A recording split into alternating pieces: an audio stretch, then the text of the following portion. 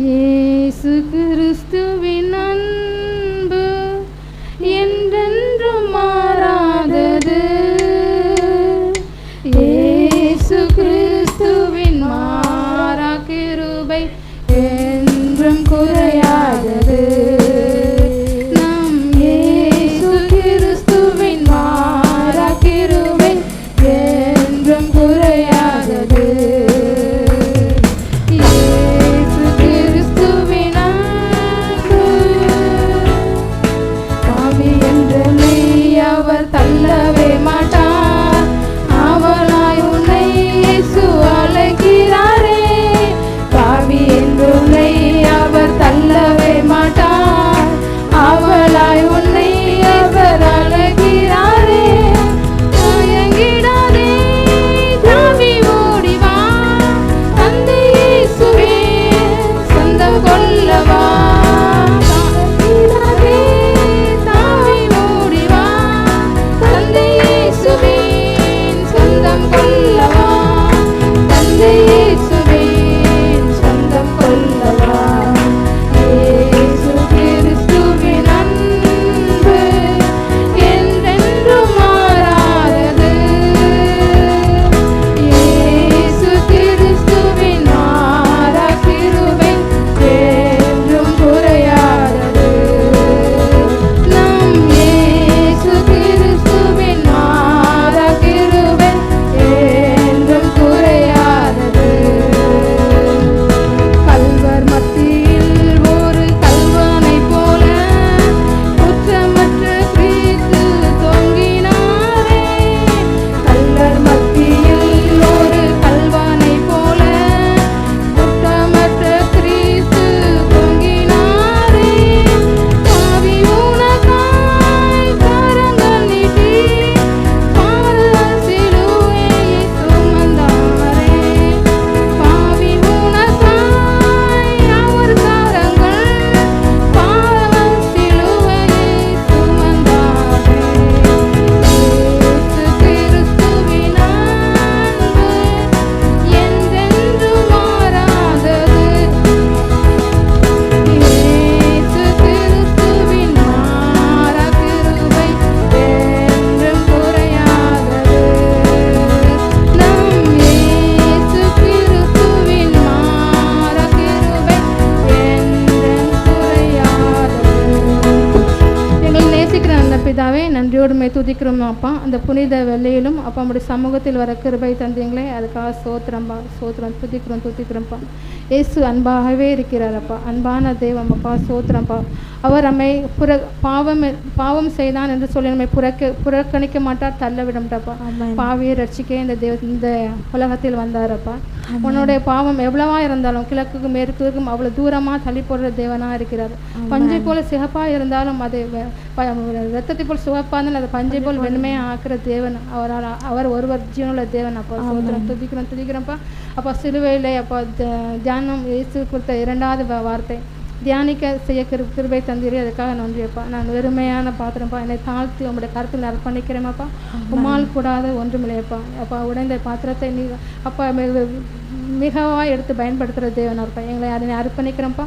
என்னை நான் அல்லப்பா, என்னிலிருந்து அப்பா ஆவியான நீங்கள் பேசுங்கப்பா. நீங்கள் பேசும்போது அங்கே ஒரு அற்புதம் அதிசயம் நடக்குமாப்பா. எங்களை தாழ்த்தி இந்த கருத்து தருகிறேன். இயேசு நாம் ஜெபிக்கிறேன் நல்ல பிதாவே, ஆமென். ஆமென். இயேசு சொன்ன இரண்டாம் வார்த்தை, முதலாம் வார்த்தை வந்து மன்னியுங்கள். உங்களை செய்கிறது என்னதுன்னு தெரியாமல் இருக்காங்க, இவங்களை மன்னியுங்க. यीशु ने पहला वचन जो कहा था वो माफ़ करो करके कहा था. दूसरा वचन के बारे में हम मनन करेंगे. लूका 23:43. लूका 23 में 44.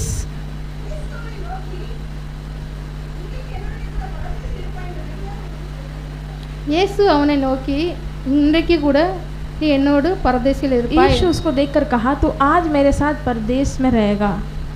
ஒரு 5 நாளைக்கு முன்னாடி தான் ஏசப்பா தேவனுக்கு ஓசானா அப்படின்னு சொல்லி அவங்கள மேன்மை பாராட்டி 5 दिन के पहले ही होसन्ना वो प्रभु है करके उनको बहुत ऊंचा उठाया गया था। அவங்களுக்காக தன்னை சட்டையெல்லாம் கலத்தி அதில் விரிச்சு அவங்கள மகிமைப்படுத்தினாங்க। अपने कपड़े सब उतार कर वस्त्र जैसा नीचे डालकर उनके होसन्ना कर रहे அந்த थे। மரக்கிளைகள்லாம் வெட்டி அவங்களுக்கு அவங்க அதை விரிச்சு அவங்களுக்கு மகிமைப்படுத்தினாங்க। पेड़ की पत्तियों को वो काट कर नीचे बिछा कर उनको होसन्ना गा रहे थे। அதே ஒரு 5 நாள் கழிச்சு लेकिन वही लोग 5-6 दिन बाद இவரை சிலுவையில் इनको क्रूस पे मारो, இவர் மரிக்கப்படத்தக்கவர் அப்படின்னு इसको मारना है करके।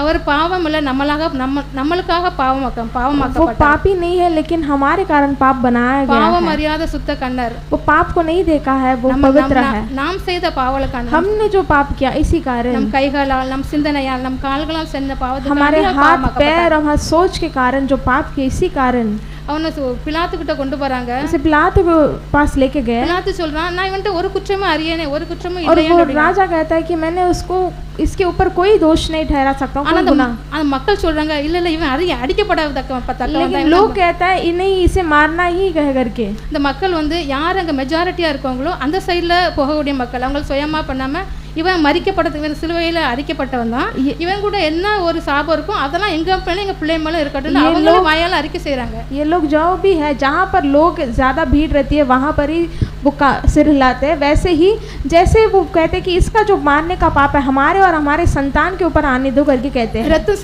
சிந்து இல்லாம பாவம் மன்னிப்பு இல்ல, लहू बहाए बिना पाप की क्षमा नहीं होती है। இயேசு தன்னுடைய கடைசி ஒரு சொட்டு ரத்தமும் அந்த மக்களுக்காக சிந்தினார்। यीशु आखिरी लहू के बूंद भी अपने लोगों के लिए वो निचोड़ दिए थे। சொல்றார் इवர்களை அறியாம பண்றாங்க மன்னிங்கப்பா। प्रभु ने कहा इनको माफ करो, ये नहीं जानते कि ये क्या कर रहे हैं। அவங்க சொல்ற மாதிரி அந்த பாவம் அவங்க மேல விழக்கூடாது, மன்னிங்கப்பா। उन्होंने जो कहा है अपने पर जो श्राप लिए उसे उनके ऊपर मत डालो करके प्रार्थना की है। ஆமென்। இது ஒரு மனுஷனால அந்த உலக பிரகாரமா யாராலும் சொல்ல முடியாது, ஆனா என் தேவனால் இது மட்டுமே சொல்லக்கூடியது। ये मनुष्य से नहीं हो सकता है लेकिन परमेश्वर केवल वही बोल सकता है कि माफ करो करके।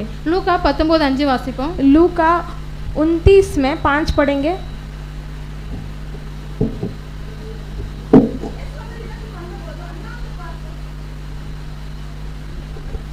ஆமா அதான்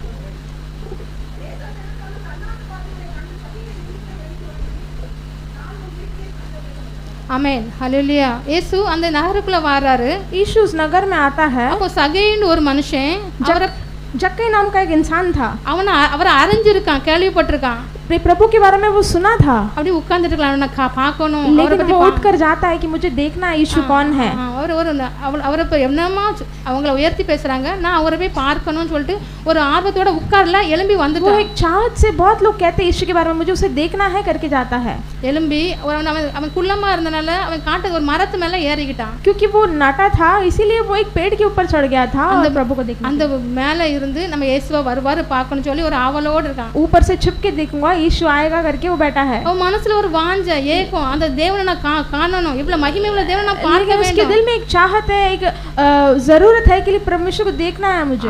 அந்த வழியில தேவன் கடந்து வருகிறார்। उस रास्ते से प्रभु आता है। அந்த மரத்துக்கிட்ட நின்னோனே वो पेड़ के बाजू में जब वो खड़ा हुआ அவன் உள்ளத்தை ஏக்கத்தை அவன் அரைஞ்சி அதுல நிக்காரு। उसके अंदर जो प्यास थी, जो तड़प थी, वो देखता है परमेश्वर। அவர் முகத்தை பார்க்கிறவர்ல உள்ளத்தை ஆராய்ந்து क्योंकि वो चेहरे को देखने वाला परमेश्वर नहीं लेकिन दिल को परखने वाला परमेश्वर है। அதுபோல இந்த கல்வனும் ஒரு விசுவாசத்துல ஒரு சிலுவையில அப்பா நீர் என்ன போகும்போது அடியனை நினைச்சறலும்னு சொல்லி நினைக்கும் போதே அவர் சொல்றார் நீ என்னோடு இருப்பாய் சொல்லுறான்। ऐसे ही जो वो दोषी क्रूस पे मारा गया था प्रभु के साथ, वो भी सोचता है कि जब भी आप परलोक जाओगे मुझे याद करो। அவனோட விசுவாசம் அவனோட நம்பிக்கை ஒரு உணர்த்துதல் வரும்போது वो जब अपने गुनाह को मानता है कि और विश्वास करता है कि ये परमेश्वर है करके, அவர் நம்ம பரதேசில நீ என்னோடு இருப்பாய்ன்னு சொல்றாரு। वो कहता है परमेश्वर अब परदेश में तो आज मेरे साथ रहेगा। இந்த ரெண்டாவது வந்து இன்றைக்கு ரெண்டாவது சொல்றாரு அந்த 19:5 ரெண்டாவது பார்த்து சொல்றாங்க சகைவே சீக்கிரம் இறங்கி வா, நான் உன்ல உன் வீட்ல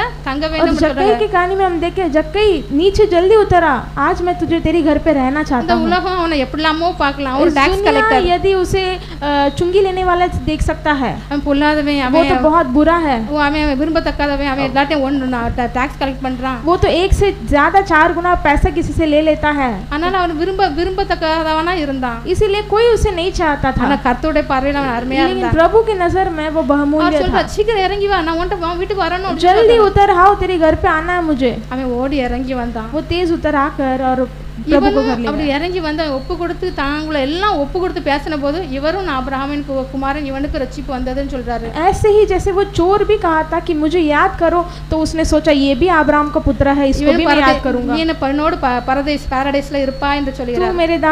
मेरे साथ परदेश में रहेगा करके। Psalm 18:29 संगीतம் 18:29 18 में 29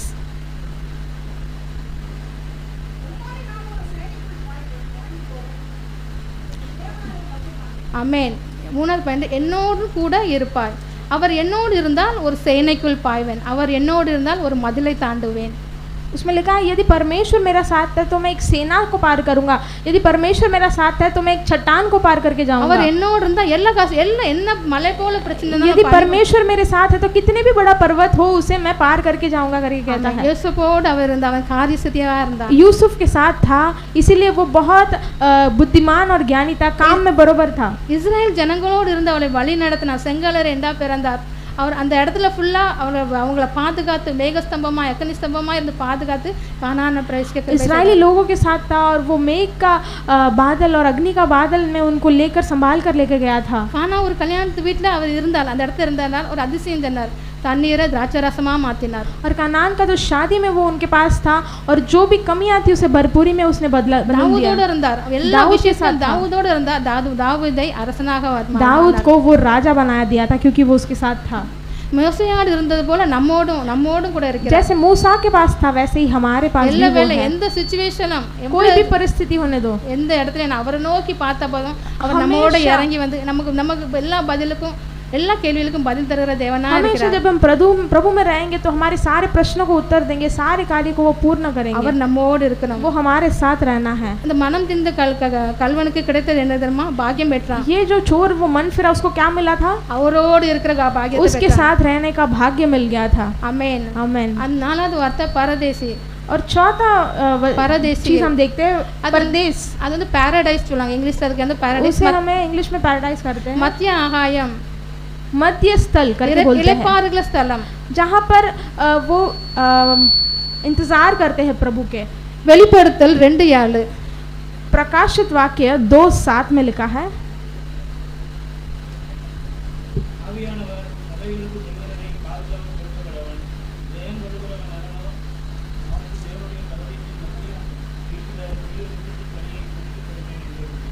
जिसको कान है वह सुन ले कि आत्मा कलीसिया से कहता है कि जो जय पाए मैं उसे उस जीवन से पेड़ से मैं जो परमेश्वर के स्वर्गलोक में है फल खाने को दूंगा। ஜெயங்கொள்கிறவன் எல்லாத்தையும் ஜெயம் எடுத்துக்கொள்வான்। कि जो भी जय पाए वो सब में जय पाए, காதுள்ளவன் கேட்க और जिसको कान है वो सुनेगा। அந்த ஏதேன் தோட்டத்துல நன்மை தீமையை அறியத்தக்க ஒரு மரம் இருக்கிறது। एदेन के बगीचा में एक अच्छा बुराई परखने वाली फल थी। இன்னொரு வந்து और एक மரம் அந்த கனியை புசிக்கிறது, அந்த கனியை புசித்தால் சாகவே சாகான் இருக்கு। और उस फल को यदि तुम खाओगे तो सच में तुम मरोगे। जीव वृक्षम और एक फल थी वो जीवन का वृक्ष जो अनंतकाल जीवन देती है। ஜெயம் கொள்கிறவன் எல்லாத்தையும் ஜெயம் எடுப்பான்। जो विजय पाएगा वो हमेशा सब चीज में विजय पाएगा। அந்த வார்த்தை பற்றி கொண்டு அந்த கல்வன் ஜெயம் எடுத்தான்। वो वचन को लेकर वो जो चोर था वो जय पाया, சிலுவையில் ஜெயம் எடுத்தான், क्रूस में जय पाया। ஆமென் ஸ்தோத்திரப்பா। இறுதியாக आखिरी में என்னோடு கூட இருப்பாய், तू मेरे साथ रहेगा बोला तो रहेगा। 100க்கு அதிபதி ஒருத்தன் ஏசப்பட்ட வாரான்। 100 का अधिपति एक यीशु के पास आता है। ஐயரே என்னுடைய வேலைக்காரன் சுகம் இல்லாமல் இருக்கிறான், यदि परमेश्वर मेरा जो चेला है मेरे काम करने वाला वो बीमार है, ஆனா வந்து சுகம் பண்றேங்கற சொல்றாரு, आकर चंगाई कर दो करके कहता है। ஒரு வார்த்தை அப்ப நீங்க வர நீங்க ஒரு வார்த்தை சொன்னா போதும், प्रभु आने की जरूरत नहीं है, एक वचन केवल बोलो मेरा जो चेला स्वस्थ हो जाएगा, चंगा हो जाएगा। என் சித்தம் உண்டு அவன் சுகம் அடைவான் என்று சொல்றாரு। प्रभु कहता मेरा इच्छा है वो चंगा हो जाए। ஆட்கள் வந்து அவன் சுகம் ஆகிட்டான் அப்படி சொல்றாங்க। और वो लोग आके कहता है कि उस 100 के अधिपति को कि वो चंगा हो गया। அப்ப எந்த டைம் அவன் சுகமானா அப்படி கேக்கும்போது कौन से समय में चंगा हुआ करके देखते समय கர்த்தர் அவன் பிரயாசப்பட்டு சொல்ற நேரத்துல அவன் சுகமாயிட்டான்னு சொல்றான், தேவன் பதில் கொடுக்கிறார்। அந்த டைம்ல சுகமாயிட்டான்। जब प्रभु ने कहा कि वो चंगा हो गया है तभी वो चंगा पाया था उधर। आमेन। அவ சுகம் தருகிற தேவன், क्योंकि वो चंगा देने वाला परमेश्वर है। திருடனுக்கு ஆசீர்வாதம் கிடைத்தது, चोर को आशीष मिला। அவன் நீ எவர்களை ஆசீர்வதிப்பாயோ அவர் तुम किसको आशीष करोगे वो आशीषवान रहेंगे। இந்த ரெண்டாவது வார்த்தை தியானம் பண்ண கிருபை தந்தாங்களே அதுக்காக நன்றி। इस दूसरे वचन को मनन करने के लिए प्रभु जो चांस दिया उसके लिए धन्यवाद हम प्रार्थना करेंगे। எங்களை நேசிக்கிற நல்ல பிதாவே, प्रेम के अच्छे परमेश्वर, நன்றியோடு மே துதிக்கிறோம்। धन्यवाद से आपको स्तुति करते இந்த हैं। வார்த்தையை தியானிக்க கிருபை ये वचन को मनन करने के लिए मुझे अनुग्रह दिए थे, அதுக்காக நன்றி அப்பா। उसके लिए धन्यवाद कहती हूँ। கடைசி நேரத்துல சிலுவையிலே அவன் இந்த கல்லன் மனம் திரும்பினான் அப்பா। आखिरी समय में जो चोर मन फिर गया था ரட்சிப்பை ஏற்றுக்கொண்டான் उसको उद्धार उसने अपनाया। நாங்களும் அதே போல அப்பா हम भी उसी तरह परमेश्वर எங்களோட எல்லா சுயமும் விட்டு हमारे सारे जो स्वय है खुद गर्ज है என் தேவனுக்காக எழும்பி वो प्रभु के लिए हम खड़ा होंगे, वो सारी चीज छोड़कर। வார்த்தையை கேட்டு प्रभु ये वचन सुनकर அதுபடி செய்தீங்களே அதுக்காக उसके अनुसार किए, इसके लिए धन्यवाद परमेश्वर। यीशु के नाम से प्रार्थना करते हैं, आमेन, हालेलुया। ताली बजाकर प्रभु को धन्यवाद कहेंगे। Hallelujah hallelujah hallelujah. हालेलुया। ரெண்டாவது வார்த்தையில எத்தனை விஷயமா பிரிச்சுட்டாங்க? तीसरा वचन में कितना वचन वो अलग अलग करके दिखे? முதல்ல நடந்தது पहला जो हुआ அந்த திருடன் ஒரு பிரேயர் பண்ணான், वो चोर एक प्रार्थना किया था, தாழ்த்தி ஜெபம் பண்ணான், अपने आप को नम्र करके एक प्रार्थना விசுவாசத்தோட ஜெபம் பண்ணான்। किया, विश्वास से एक प्रार्थना किया। இந்த ராஜ்யத்துல வரும்போது அடியனை आपके நினைத்திரலாம்। राज्य में आते समय गुलाम को याद ஏற்கனவே कीजिए। நிறைய சண்டை போட்டுட்டு இருந்தானே। बहुत लोग झगड़ा किए थे उसके लिए। ஆண்டவரே ராஜ்யத்துல வரும்போது யார் ஃபர்ஸ்ட்ல இருப்பா, யார் प्रभु லெஃப்ட்ல आपके இருப்பா, राज्य ரைட்ல में இருப்பா। कौन दाहिने रहेगा, कौन बाएं बैठेगा, कौन पहला आएगा करके। ஹalleluya। हालेलुया। ஆனா அது அப்பொழுது அருளப்படும் சொன்னார்। वो तभी देखा जाएगा करके बोला। ஆண்டவரோடு கூட ஊழியம் செஞ்ச 3 வருஷம் ஊழியம் செஞ்ச சீடர்களுக்கு அந்த இடம் கிடைக்கல। प्रभु के साथ जो 3 साल से ज्यादा सेवकाई की उनको वो जगह नहीं मिली। ஹalleluya। हालेलुया। இந்த பெரிய பாக்கியம் இந்த கல்வனுக்கு वो கிடைத்தது। बड़ा भाग्य ये चोर को मिला। எவ்வளவு பெரிய சந்தோஷம்। कितना बड़ा खुशी की அவன் बात। சொல்றான் நான் தகுதி இல்ல, वो कहता है कि मैं योग्य नहीं हूँ, நினைத்தருளுங்க। मुझे सिर्फ याद कीजिए। சிம்சோன் ஜெபிச்ச மாதிரி இந்த ஒரு விஷயம் सिमसोन ने जैसा நினைத்தருளுங்க। प्रार्थना किया, एक क्षण मुझे याद कीजिए। அவருடைய சின்ன ஒரு பார்வையை ஆண்டவர் எங்க கொண்டு போயிட்டு பாருங்க एक அவனை। छोटा नजर उसे कहाँ पर लेकर गया हालेलुया। परमेश्वर। हालेलुया। உடனே அவனை நோக்கி பார்க்கிறார்। तुरंत उसको देखकर कहा, ஹalleluya। हालेलुया। நீங்களும் தாழ்த்தி ஜெபிக்கும்போது உங்களை நோக்கி यदि பார்ப்பார்। आप भी नम्र होकर प्रार्थना करेंगे तो वो இயேசு प्रभु எப்படிப்பட்டவரோடு பார்க்க ஆசையா देखेगा। இருந்தார்। यीशु कैसा है करके देखना चाहता था। ஆண்டவர் அண்ணாந்து பார்க்கறாரு। प्रभु ऊपर देखता है, நீ சீக்கிரமா வா நான் தங்கணும்ங்கறார்। जल्दी उधर आओ, मुझे तेरे साथ घर रहना है। ஆண்டவர் இப்ப எங்க தங்க வாஞ்சிக்கிறார்? प्रभु कहाँ रहना चाहता है? உங்க இதயத்துல। आपके हृदय का। हालेलुया। हालेलुया। நோக்கி பார்க்கறார்। वो देखता है, இன்றைக்கு आज நீ என்னோடு கூட तू मेरे साथ பரதேசில் இருப்பாய்। परदेश में रहेगा। இன்றைக்கு எப்படி சொல்லும்போது என்ன சொன்னாங்க? आज कहते समय कैसे बोले? நீ போகலாம், உன் வேலைக்காரன் படைத்திருக்கான்। तुम जाओ, तेरे जो चेला है वो விசுவாசத்தை போயிட்டே இருக்கும்போது எதிரில ஒரு வேலைக்காரன் வந்து வேலைக்காரன் சோமா இருக்கன்னு वो சொல்றான்। विश्वास से निकलता है तो सामने से और एक உடனே 100 அதிபதி கேக்குறான், எத்தனை மணிக்கு அவன் சோமானா? तो 100 के अधिपति पूछता है कि कौन से क्षण में वो चंगाई पाया, कौन से घंटे में? அவர் சொன்ன அதே நேரத்துல சுகமா இருக்கிறான்। उसने जो बोला उसी समय वो चेला चंगा हुआ। நாளைக்கு வா இன்னைக்கு வா சொல்லுங்க ஆண்டவர் कल கிடையாது। आओ आज आओ करके नहीं कहा। இன்றைக்கு மனம் திரும்பினா, आज मन फिरेगा तो, இன்றைக்கு மனம் தாழ்த்தி ஜெபித்தா, आज मन नम्र करेगा இன்றைக்கே तो அற்புதம்। आज ही चंगाई। ஹalleluya। हालेलुया।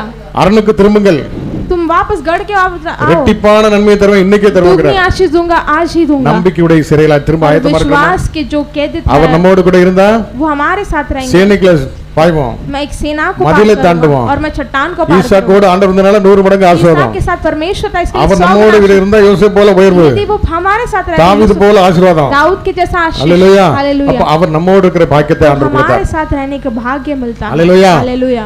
என்னோடு கூட பரதேசில் இருப்பாய்। मेरे साथ परदेश में பரதேசில என்ன रहेगा। கொடுக்கிறார்? परदेश में क्या रहेगा?